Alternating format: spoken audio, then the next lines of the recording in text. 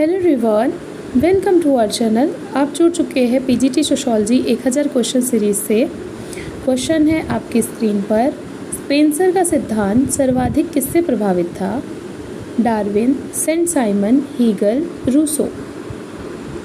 Answer है Darwin.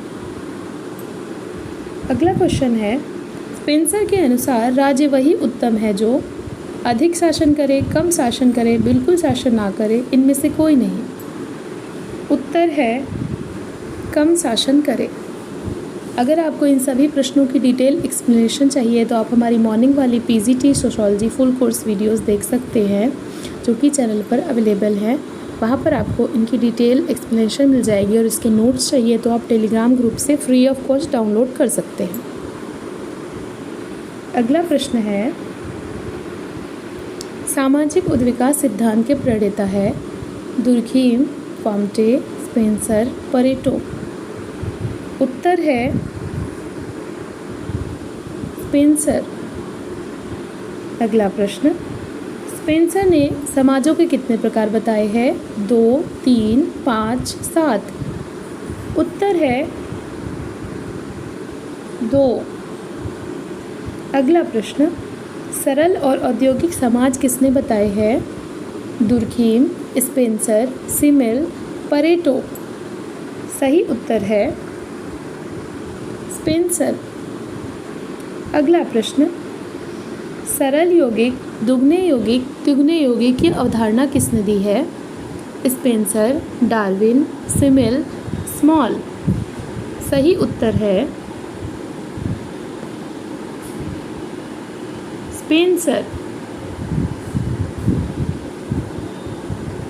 अगला प्रश्न, उद्विकास के संबंध में कौन सा कथन गलत है?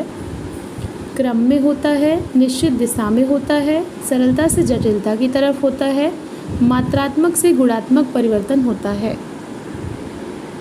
या फिर इनमें से कोई नहीं। सही उत्तर है इनमें से कोई भी कथन गलत नहीं है, ये चारों ही कथन सही हैं।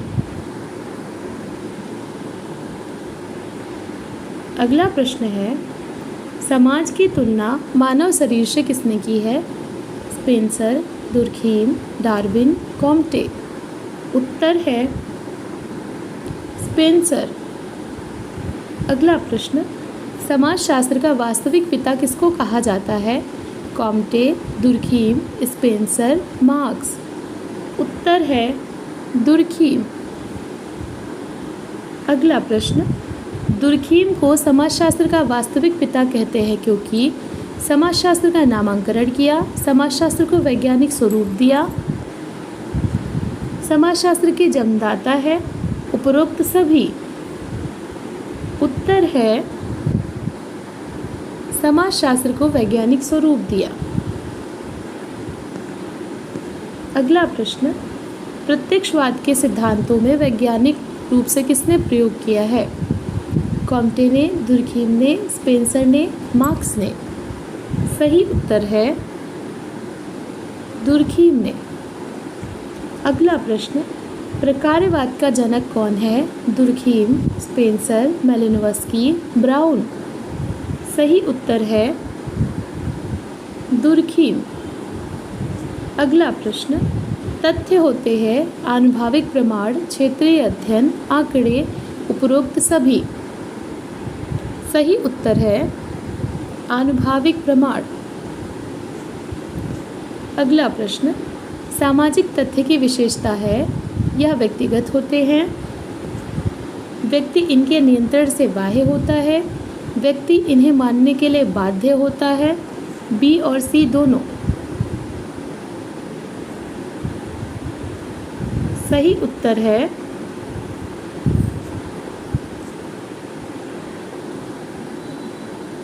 व्यक्ति इन्हें मानने के लिए बाध्य होता है।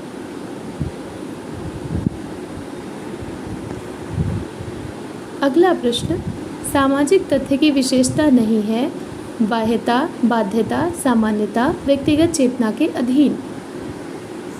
सही उत्तर है व्यक्तिगत चेतना के अधीन।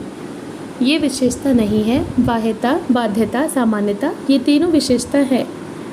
ये जो प्रश्न है इसमें शायद कुछ लोगों को कन्फ्यूज़न हो, तो इसलिए मैं इसको थोड़ा सा क्लैरिफाई कर देना चाहती हूँ। इस प्रश्न में पूछा गया है सामाजिक तथ्य की विशेषता है, तो ये व्यक्तिगत नहीं होते हैं, इसलिए पहला प्रश्न गलत, पहला ऑप्शन गलत हो जाएगा। दूसरा है व्यक्ति इनके नियंत्रण से बाह्य होता है, तो ये बिल्कुल गलत है, क्योंकि व्यक्ति इनके नियंत्रण से बाह्य नहीं होता है, बल्कि ये व्यक्ति के नियंत्रण से बाह्य होते हैं, इसलिए सी वाला ऑप्शन राइट हो जाएगा। और यहाँ पर बाह्यता, बाध्यता, सामान्यता की जो बात की गई है वो यही दर्शाता है कि सामाजिक तथ्य व्यक्ति के नियंत्रण से बाह्य होते हैं और व्यक्ति को कंट्रोल करते हैं, उनको मानने के लिए व्यक्ति बाध्य होता है और सामान्य होते हैं। अगला प्रश्न, सामाजिक समस्याओं का अध्ययन केवल बाध्यता और बाह्यता के आधार पर नहीं बल्कि सांस्कृतिक, भौतिक और मनोवैज्ञानिक आधार पर होना चाहिए। सामाजिक समस्याओं का अध्ययन केवल बाध्यता, बाह्यता के आधार पर ना होकर के सांस्कृतिक, भौतिक और मनोवैज्ञानिक आधार पर होना चाहिए। ये कथन है दुर्खीम, मर्टन, सोरोकिन, ब्राउन। सही उत्तर है सोरोकिन। अगला प्रश्न है, दुर्खीम ने बाध्यता शब्द की व्याख्या गलत की है जो कि व्यवहारिक नहीं है। यह कथन है Parsons, Merton, Sorokin, Raymond arrow. सही उत्तर है रेमंड एरो। अगला प्रश्न है, प्रकार्यवाद का अर्थ है घटक इकाइयों का अस्तित्व, घटक इकाइयों का संयोजन, घटक इकाइयों का संपूर्ण को योगदान, उपरोक्त सभी। सही उत्तर है घटक इकाइयों का संपूर्ण को योगदान। अगला प्रश्न है, the division of labour in society book कब आई थी? 1893, 1895, 1897, 1912। सही उत्तर है 1893। अगला प्रश्न, moral education book publishing year 1905, 1912, 1924, 1925। सही उत्तर है 1925। अगला प्रश्न है, दुर्खीम ने समाजों के कितने प्रकार बताए हैं? 2, 4, 5, 6। सही उत्तर है 2 प्रकार बताए हैं। अगला प्रश्न, दुर्खीम के अनुसार समाज यांत्रिक और सावयवी, सरल और औद्योगिक, औद्योगिक और यांत्रिक, यांत्रिक और आधुनिक, कौन से 2 प्रकार बताए हैं? सही उत्तर है दुर्खीम ने यांत्रिक और सावयवी 2 समाज बताए हैं।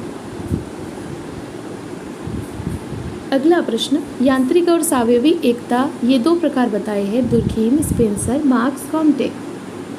सही उत्तर है दुर्खीम। अगला प्रश्न, दुर्खीम ने समाजों का वर्गीकरण किस आधार पर किया है? वर्ग संघर्ष के आधार पर, वर्गीय संगठन के आधार पर, सामाजिक एकता के आधार पर, संख्यात्मक आधार पर। सही उत्तर है सामाजिक एकता के आधार पर। अगला प्रश्न और आज का लास्ट प्रश्न है, यांत्रिक समाजों में सामूहिक चेतना होती है अल्प मात्रा में, अधिक मात्रा में, बिल्कुल नहीं, या फिर इनमें से कोई नहीं। सही उत्तर है अधिक मात्रा में होती है। आपके लिए आज का प्रश्न है, दुर्खीम के अनुसार यांत्रिक समाजों में एकता का आधार क्या होता था?